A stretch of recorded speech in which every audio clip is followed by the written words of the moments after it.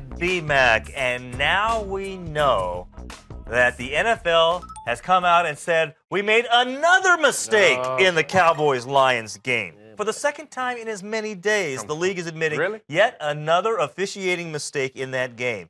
ESPN.com reporting that the league says that the play where Cowboys left guard, Ronald Leary, should have been called for holding Ndamukong Suh.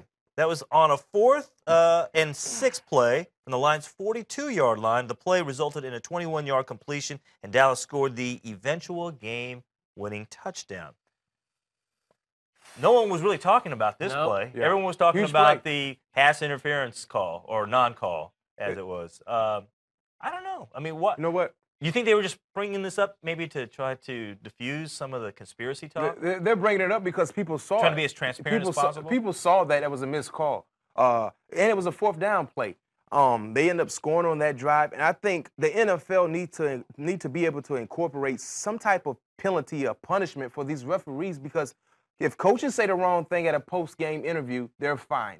If players are hit with a personal foul throughout the course of a football game, they're fine. Or same goes for them in an interview standpoint. What's the penalty for these referees that make these judgmental calls and that are huge calls, and that can be the difference of you winning and losing? Not to mention, I understand. That's why I think for them to give the referees a penalty, they have to incorporate instant replay on some of these calls, because it's very hard for them to get it right the first time. But if they get it wrong, go to instant replay. And if they still don't uphold the standard of the call, they should be hit with a penalty.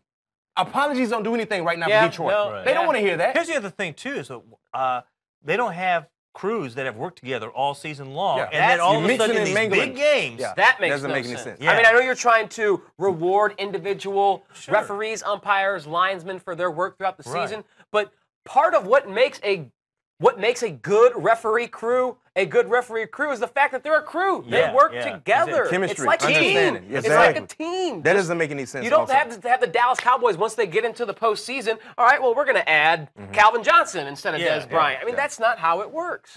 Okay. All right, guys.